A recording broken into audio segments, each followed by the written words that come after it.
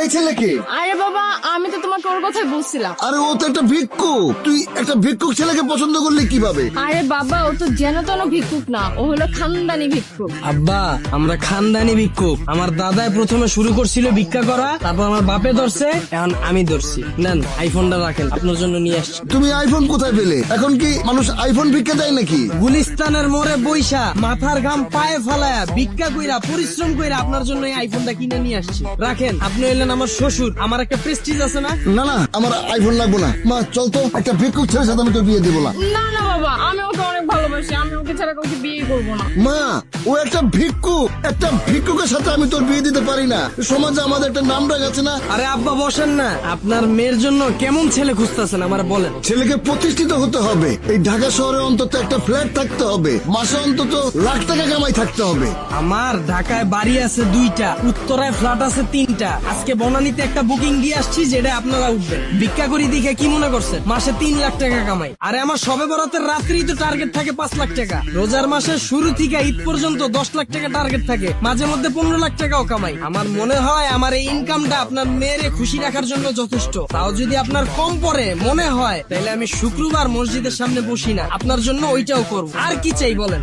ভিক্ষা করে এত টাকা ইনকাম? আব্বা, এটা আপনি কোনো কথা বললেন? আপনি তো দেখি কোনো খবরই রাখেন না। ভিক্ষার উপর এখন বর্তমানে কোনো ব্যবসা আছে? এটা তো ইনভেস্ট ছাড়া ব্যবসা। এই যে একটা নতুন সেন্ডু গেঞ্জি কিনা বালুর ভিতর 2টা ঘষা দিছি, একটু ছিঁড়া লইছি, আর 120 টাকা দিয়ে একটা বাড়ি কিনছি, বইলেই ব্যবসা। বর্তমানে ব্যবসা করতে গেলে 20 লাখ টাকার নিচে কোনো ব্যবসা করা যায়? তার উপর আছে 1000 রকমের রিস্ক। আর আমার এই ব্যবসায় তো কোনো লস নাই, বইলেই লাভ। বর্তমানের ব্যবসায় 20 লাখ টাকা চালান তো লাগবে, এর উপরে আবার ব্যাংকের লোন। আর বড় ঝামেলা তো বাকি। ব্যবসায় বাকি দিতে দিতে সবার জীবন শেষ। আর আমার এখানে আছে না কোনো বাকি, না আছে কোনো মাল নষ্ট হওয়ার চিন্তা, খালি বইলে ব্যবসা। সবই ঠিক আছে, কিন্তু বাবা কারো কাছে তো আমি বলতে পারবো না, কাউকে তুমি পরিচয় দিতে পারবো না যে আমার মেয়ের জামাই একটা ভিক্ষুক। আব্বা, আমি কি সবসময় এই অবস্থায় থাকি? এটা তো আমার কাজ, এই জন্য এই অবস্থায় থাকি। আমি তো ব্র্যান্ড ছাড়া নর্মাল সময় কোনো কাপড়ই পরি না। আর আপনারে মানুষ যদি জিজ্ঞাসা করে আপনার মেয়ের জামাই কি করে, ব্যবসা করি। কে দেখতে যাইতেছে আমি কি ব্যবসা করি? আর সবচেয়ে বড় বিষয় হলো আমরা দুজন দুজনকে ভালোবাসি। আর এর উপর সবচেয়ে বড় বিষয় হলো আমার আছে কারি কারি টাকা। বর্তমানের বাবা মারা মেয়ের জন্য যখন ছেলে খুঁজে কি চায়? ছেলেটা ভালো হবে। আমার না আছে কোনো সিগারেটের নেশা, না আছে মদের নেশা, আমার আছে শুধু কারি কারি টাকা। আর কি লাগবে আপনার মেয়ের জন্য বলেন, আমি সব করব।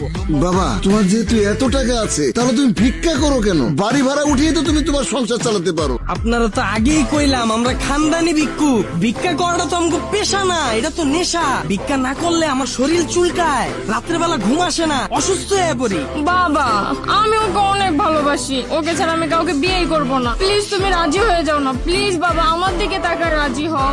আচ্ছা ঠিক আছে বাবা, কিন্তু দেন মোহরটা। আব্বা, এটা কোনো কথা বললেন আপনি? আমার কি কোনো ভাই বোন আছে? আমার যা আছে সবকিছুই তো আপনার মেয়ে পাবে। যাক, সমস্যা নাই, আপনি যেহেতু টপিকটা উঠাইলেন, দেন মোর 1 কোটি টাকা ধরলাম, জান। বাবা বাবা, আমি রাজি। ধরেন এই যে আইফোনটা দিলাম, এখন থেকে নর্মাল মোবাইল চালাইবেন না, আইফোন চালাইবেন, ঠিক আছে? ঠিক আছে বাবা, তোমার হাতটা দাও, আমার এই মেয়ের হাতটা আমি তোমার হাতে তুলে দিলাম। আপনারা অনেকে জানেন গত 10-15 দিন আগেও আমার পেজে শুধুমাত্র 2500 ফলোয়ার ছিল।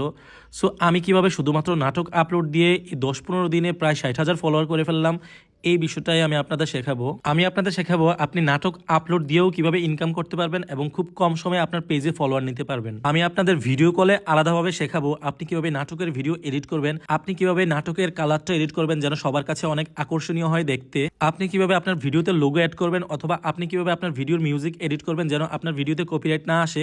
এই সকল কিছু জানতে আমাকে ইনবক্স করুন। অবশ্যই এটা পেড সার্ভিস। আমি যখন আপনাদেরকে সময় দেব, আপনাদেরও উচিত আমার সেই সময়ের মূল্য দেয়া। ধন্যবাদ।